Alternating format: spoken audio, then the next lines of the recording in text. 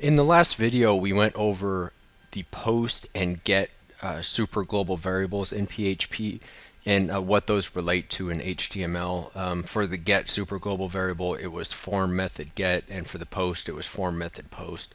So let's go ahead and change this back to post since we're making a login form. We'll change everything back to post.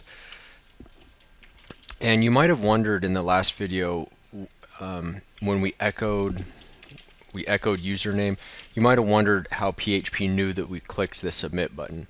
And the answer to that is it didn't know. When the first time the page loaded, before we typed anything, it actually did echo username.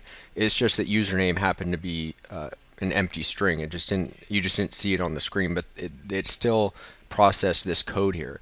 And so we're going to want to change that, because when somebody logs in, we want to say, for this example in this video, when somebody logs in, we're going to want to say welcome and then their username. But if someone hasn't clicked the submit button yet, we're going to want to say, we're going to want that text instead to say, please type your username or something to that effect. So let's go ahead and find out how to do that right now. We're going to use a built-in PHP function, and this function's name is isset, and it looks like this. And this is a built-in function, and isset checks to see whether a variable has been set yet, whether it has a value yet, and how it relates to our dilemma here is it's going to look at the post super global variable, and we're going to give it the submit button as a we want the submit button information out of this variable, so we're going to go isset post, and we're going to give it the name we gave our submit button, which is right up here, submit login. And the way this works is isset returns a Boolean value, and if you remember, Boolean values we can use with if statements, and we can use Boolean values with anything, but we could put a Boolean value directly into an if statement, and it will work just fine. So we can go if isset so and so, and this might look a little strange to have two closing parentheses, but you can just think of it as something like this, where isset is inside the larger the big picture here, which is the if parameter, the condition here. And in plain English, what this is saying is if the submit button has been pressed, then do something. If the value of submit login, which is our submit button, is set, that means the button has been pressed. So if is set, and we can get rid of that there. So if the submit button has been pressed, let's echo our user. Actually, we're going to have to move.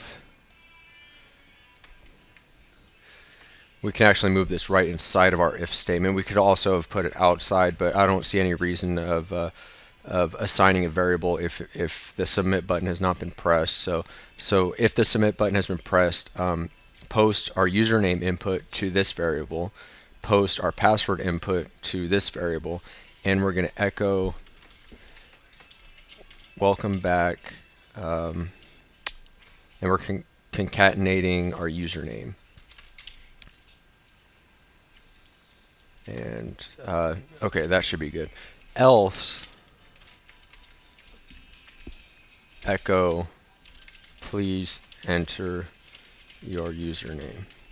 And we're not going to use the password for this example, but let's just see what this does.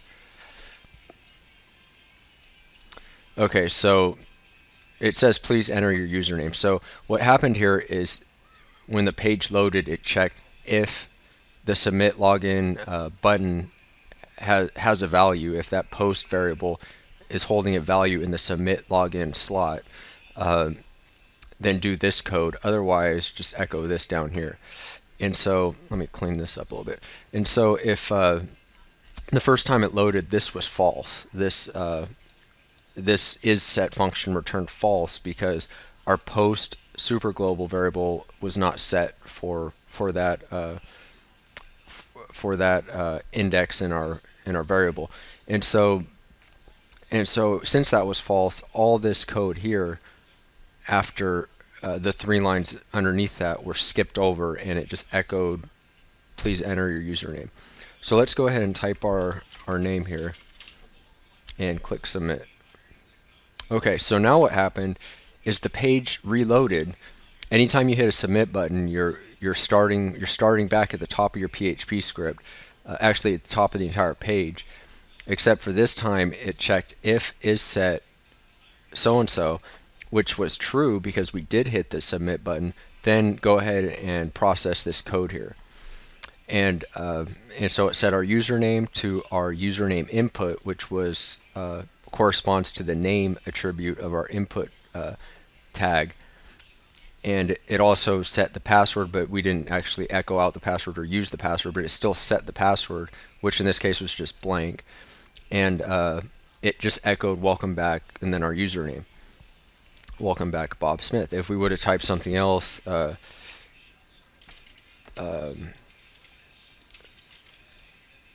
Steve Stone.